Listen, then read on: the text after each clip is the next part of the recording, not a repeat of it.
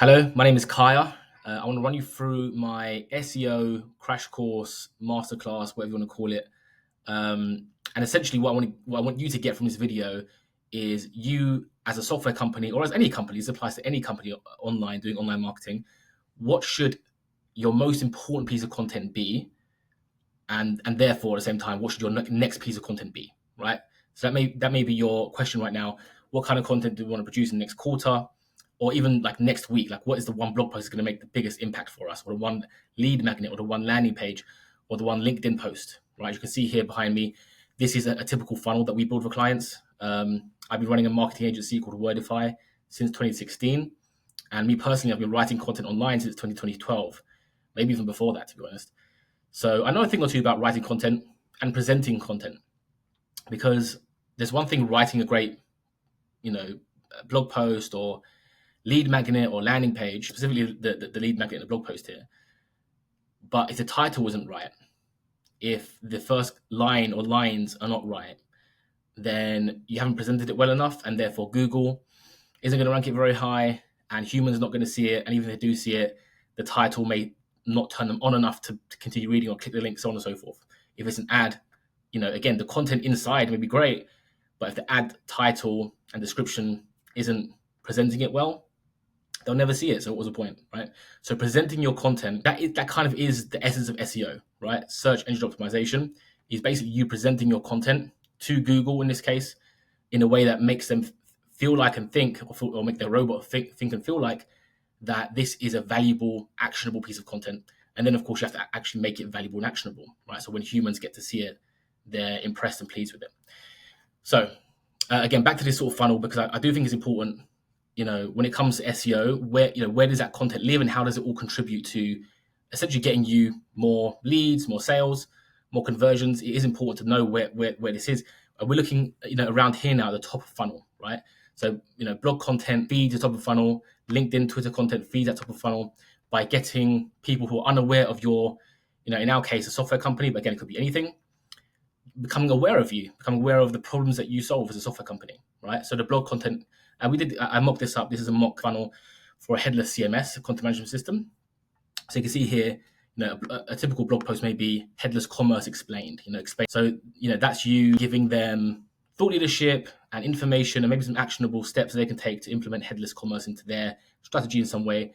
And there you go. That's going to sort of feed into the top of funnel. They can go down deeper into your rabbit hole and eventually talk to you or see your software. Similarly, SEO content in general, so that could be blog posts, could be a landing page, it could be a versus page of, you versus a competitor type of thing. That's also going to drive traffic, hopefully. And then you want that traffic to drive to landing pages where there's a lead magnet.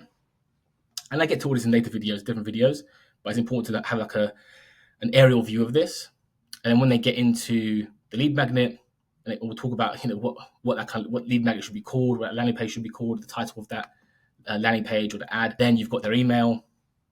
You see where this is going. When you get their email, you see where it's going now, or maybe their phone number, whatever it may be, depending on the type of business you are. That's step one, right? Now they're aware of you. They've read a blog post or two. They've downloaded something from you. It's an important step, and they've handed over some of their data, which you can now use to, again, further down the funnel, which we'll talk about in other videos, send them emails, 30, 40, 50, 60 plus emails over an extended period of time, explaining to them the problems you solve and how you can improve their business or their life. Let's go back though. Let's go back to SEO, right? The very top of the funnel again. In this video, I'm going to show you 3, I think, or 4 examples. I'll go through each example of, you're a company right now, or you're an individual right now, website. What's the next piece of content you should be creating, right? Example, you may be a CRM software. So what's the next piece of content you should be creating as CRM software? And then you may be thinking to yourself, well, we've kind of done all the obvious ways, right? We've done all the keywords that sort of became obvious to us. Now we're not sure what next step to take, right? This is what we're answering in this video. Okay, so the first tool you're going to need, or pretty much the only tool for SEO really that you need, is called Ahrefs. You can see it here. I'm logged in and stuff. It is a bit pricey. I believe their pricing is now $200. I think it starts at $200 or $150 a month. So it's not cheap, but they do have a 7-day free trial. And everything I show you in this video, you can definitely sign up today on the free trial and do some damage actually in 7 days with the access to with the data that you get access to. You can do a lot of damage and make a lot of poor decisions on your content. So let's jump into it. So I mentioned before CRM, right? Now what I did is I jumped straight into a niche, right? This is a very good way to figure out the next piece of content or next, maybe in, let's put content to aside, the industry you should be focusing on, the niche you should be focusing on as a CRM company. Being a general CRM for everybody, maybe you've done all the content you want for that. Maybe that was the obvious content. Now it's time to actually burrow down into niches, right? And one niche that stood out to me when I started searching for CRM, I began with CRM agencies, CRM recruitment agencies popped up, and I'll show you how that happened in a moment. And so I've gone down this rabbit hole and I found topics and keywords that you can definitely start to make content on, and it will be effective pretty much straight away. And I'll show you why. So I've typed in here Ahrefs. I've gone to Keyword Explorer. I've typed in CRM for recruitment agencies. Okay, and I'll show you the process of going. So I did this. You can see here keyword difficulty. Now you want this to be on easy, right? If I just type in CRM, it's going to be hard. Yep, super hard, right? So this is where you may be as a CRM company, for example. But again, this applies to pretty much every sort of company. If you type in your overarching keyword for whatever industry you're in, you're going to find the same thing on Ahrefs. Super hard or very hard, difficulty. What this basically means is your industry is so, I won't say saturated, but there's so many competitors, right? And they're all writing content, trying to get the same audience, same buyers, that is super difficult to actually rank on page one, just because of the sheer volume of content, right? And that's saying something considering that there's almost 200,000 searches per month for CRM in the United States alone. And here you can see Brazil, a close second, India, France, Japan. So you don't want to just write, best CRM, right? If you're typing best CRM, that might be slightly better, but it's not you're going to have a very, very hard time. Yeah, still super hard. Not as many searches, interestingly, but that's going to be super hard, right? And only 3.6K searches anyway. So what's the next step for you? So again, before I typed in something like this, CRM for agencies, right? And this was relatively interesting. It was 10, so easy. That's a green flag. So you're thinking to yourself, well, 150, that's nothing compared to 200K.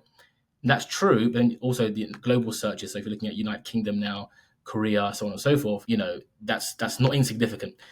But the point is, this is now a much higher intent keyword. Just typing in CRM could be anything to do with anything, right? A student could be a student who's studying, marketing in university may just type in CRM just to research what that is, right?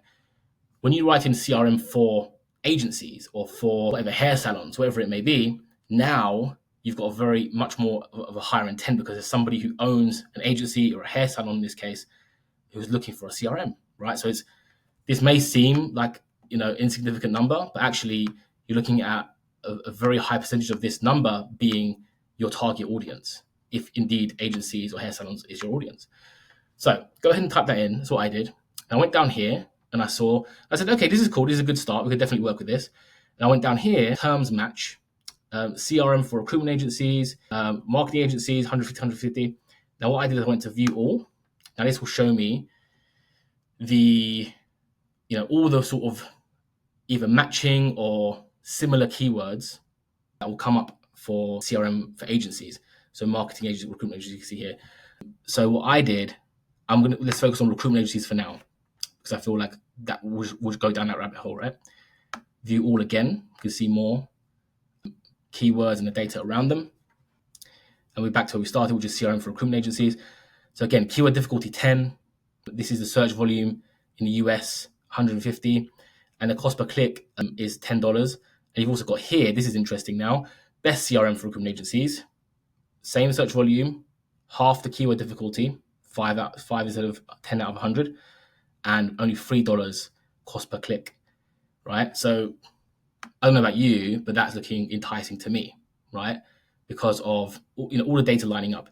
Now, if this keyword difficulty was 67, you may as well just leave that alone for now, right? That's not low-hanging fruit. What we're looking for is low-hanging fruit, easy target keywords that match our audience or match the audience that we want to get, right? In this case, recruitment agencies, and a bonus would be a low, relatively low CPC compared to the sort of a very similar keyword here. So if I'm a CRM company, there's absolutely no reason to not be writing your next piece of content about how your CRM is great for a recruitment agency, right? There's no reason why not, okay? So the data is there, and if you look across globally now, it's 500. So even more reason to write a content about that.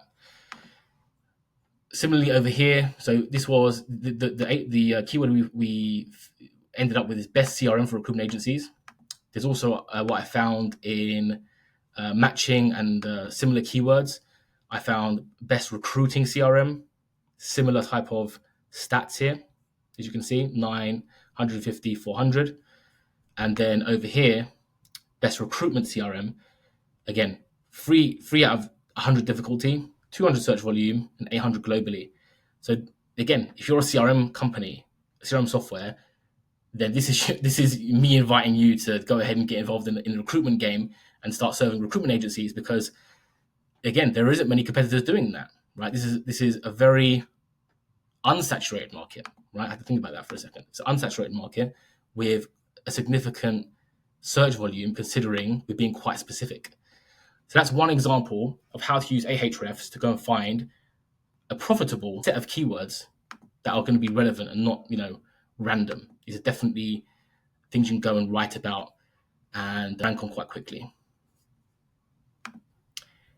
Okay, now I'm going to do the same thing. Let's go back to just the keyword explorer here. I want to use ChatGPT to, I've already done it, to come up with random software business types. And again, this applies to not just software companies, but any type of company online. But I'm going to use these. I'm just going to start doing my keyword research to find lucrative, low-hanging fruit keywords and phrases, right? So the first one I asked for was this, compliance management platform. Okay, so right off the bat, 24 out of 100 keyword difficulty, that's not bad. 300 search volume in the US and 900 globally, not horrible. So you could definitely start off just talking about this as a general, you being in this market generally. But it's not exactly low-hanging fruit, right? It's still medium out of 100. 24 out of 100 is medium difficulty. So what I'll do is I'll first come down here to keyword ideas and see if Ahrefs will give me any shortcuts here. And usually what we'll find here is, it hasn't happened this time, but usually what you'll find, like we did with the CRM, is just variations of this or different industries that people are searching in for this kind of software, and it'll give you clues about that here, but it hasn't done that. So we'll go back and let's work on. Firstly, I'll look down here. Also rank 4. Nothing incredibly cookie. Okay, risk. Cookie and risk could be interesting, and like cybersecurity, but it's still not giving me many clues here. So I'm going to do compliance management software is a platform. That's usually a good place to start. Okay, here we go. Now it's getting more interesting. So the difficulties come down slightly. Bigger search volume, especially globally, right? So compliance management software is the way to go. And now we're going to go down here, and I think we're going to have more success now with what Ahrefs will suggest to us. Let's have a look. So compliance management software. Okay, regulatory. Okay, that's interesting now. So if you're putting regulatory in front of it, the keyword difficulty comes down to 11, and the search volume is still 500. CPC is a bit higher, but still not horrible. System software is kind of half the search volume, but not horrible. You've got best compliance management software down here, and it's very easy keyword difficulty, which attracted me. But the CPC is 20.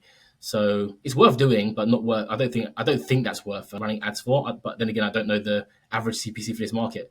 So the one that still sticks out to me is regulatory compliance management software, which, despite its length and the word salad nature of it, it gets 500 searches a month in the US and 1.6 globally. And again, the fact it is a word salad like that, again, indicates that probably the people who are searching for this are, really in that industry and not just randomly researching things, and they're actually looking for a specific solution, right? And that's where you guys can come in. So this would be, and I'm going to take this a step further this time that I didn't do with the CRM example. You may be saying to yourself, okay, we've got the keywords now, what should I do with that, right? Like what kind of content should I make from that, right? So let's put that keyword in here again. Regulatory compliance management software, and that is real. Okay, we just saw the data on that. So these are the sort of templates, if you will, guides that you can pretty much use again for any kind of software, any service that you have, any product you're selling. Best something checklist, mistakes to avoid, so on and so forth. So I'll give you examples, right? So the obvious one is that one, keyword checklist. So you can do something like this: choosing a regulatory compliance management software, free 17-point checklist. Now, the problem with this now is the length of this because of just how long the keyword is, but you get the point. Try to make a checklist about either choosing that kind of software, or if it's like a migration thing where they're migrating from one software to another. So it'll be something like migration checklist. There you go, like that, right? So again, it depends on the nature of your industry. You'll know it better than me, but something around a checklist, having it as like a 10-point checklist or a migration checklist, or free checklist for whatever it may be, is a very good way to go. Mistakes to avoid. So again, something like mistakes to avoid when choosing, right? Stuff like that. Again, same kind of thing with do's and don'ts. Do's and don'ts when choosing, or do's and don'ts maybe when implementing that compliance management software. Yeah, that would work too. Free guide, kind of the same as checklist, where it could be like, free guide to the best, so on and so forth, softwares, and how to. So this could go a few ways. So how to choose, again, it's already done. How to migrate, how to maintain, right? How to get the most out of, okay, like that. So that initial, checklist, which I'll make available, I'll try to put it down in the description. That will help get you going. Once this is the hard part. Once you get the keyword or the key phrase, putting it into some sort of blog post or lead magnet title that is presenting it well is actually quite easy. The hard part is getting that keyword right and then molding it around a checklist or a how-to guide or a mistakes to avoid list, something like that, right? So let's do the same thing very, very quickly with, I did two. I think I'll just do one more to do 3 examples. Knowledge base or no code. Let's do knowledge base because I don't want a super long keyword again. Let's go back. Keyword Explorer on Ahrefs one more time. Again, so let's just say you're a knowledge base software, right? That's what you're building. So you've got knowledge base software. Okay, starting out hard here. So again, relatively crowded market. 55 out of 100. Search volume is 800 in the US. Interesting spike here. Looks like as a reaction to COVID. Not really, to be honest. Not sure what that's about. And 4,000 global searches. So I think what I'm going to do is come down here again to terms match and see what Ahrefs has for me. So again, what we're looking for here is a lower keyword difficulty. So what that means is you'll be able to write something and rank much sooner, or rank at all. If you go for something like this, 55 difficulty, if you just type out, your company name is the best knowledge base software, you're going to have a hard time ranking for that because 55 keyword difficulty, there's a lot of bigger companies out there who have written more on the subject, who have been in the game longer than you, who are already ranking page 1. It's difficult to dislodge them, right? So it's better to go for low-hanging fruit. And what do you have here? Free knowledge-based software, right? So you can make the argument that that's not your target market. You don't want people looking for free software, but you can still use that to your advantage. And I think it's a good example to show you how. Let's say, because this is actually interesting. A keyword like this that comes up that ticks all the right boxes, all right? 300 search volume in the US per month. And the CPC is, compared to the others here, 18 and 16, is 9. Let's go in here. And I think global search is 900. So this is, you might be saying to yourself, well, okay, I do have a software. We don't have a free version. And I don't want to particularly attract free customers. So I don't want to do this. That's not the right way to look at this. This is an opportunity to get your brand, your software, in front of the people who want to use that software in one way, shape, or form. They may not be ready to pay for it today. They may not think they want to pay for it. Some of them may still pay for it. But even if they don't, you can still use this keyword to your advantage, even if you want to charge everybody that uses your software. So what I would do is, right, free knowledge-based software, right? And I'm going to play the part of somebody who, doesn't want free customers. But I'm still going to come back here. So let's go back. We had best.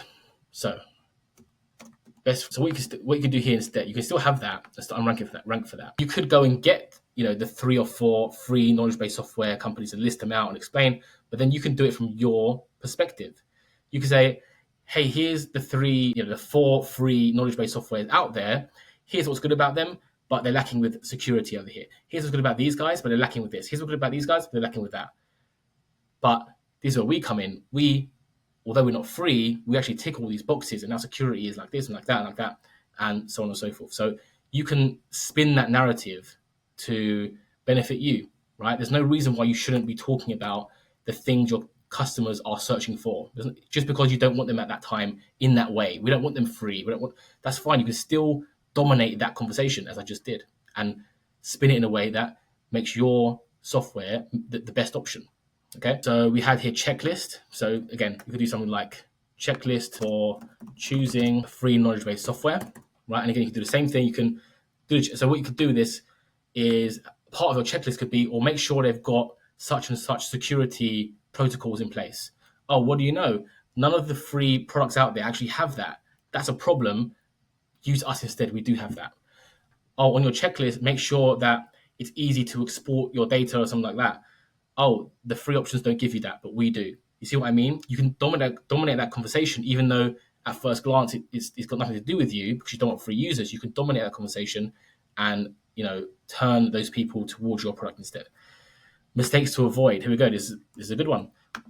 When using a free, so you could do something like this: using free knowledge-based software. Mistakes to avoid. Okay. And again, same kind of thing. You go through what the pitfalls and the issues and the mistakes are when using those free softwares, and the extra steps somebody may have to take to sort of plug the gap that those free softwares have. But hey, guess what? Our software, no plugging needed. We've sorted it all out for you. It's great. And again, you can dominate that conversation. Do's and don'ts, basically the same thing. Free guide, kind of the same thing. You get the point. How to choose, how to migrate, how to maintain, same thing. You can dominate those conversations, take advantage of that sort of ideal keyword in terms of search volume and difficulty, and spin it in a way that paints your product, your service, your software as the winning option. Even though they were originally searching for a free solution, your one just may convince them. I think that was a relatively in-depth rundown of 3 different types of software and what that next piece of content should be, right? Where the next target market should be tapped into, if you will, using Ahrefs to find it, using data to make sure we're making the right decisions and not just thinking or guessing that that's a good keyword. You're actually going and finding the data and then putting it into tried and tested titles for blog posts and landing pages, that kind of thing. So I hope that helped you figure out what your next step is in terms of your content. And then again, I'll circle back to the funnel. Once you build out enough blog posts around that target market or target audience, then you want to start running ads to lead magnets on landing pages that, again, along the same lines. If it's about CRM for recruitment agencies, again, you want to keep talking about how your software solves those problems for recruitment agencies over and over again, the different problems they may have, the different objections they may have to your buying your software. You need to have different blog posts, different landing pages and lead magnets and emails later on talking about exactly how your product and service solves all those issues, all those pain points. So I hope that was helpful.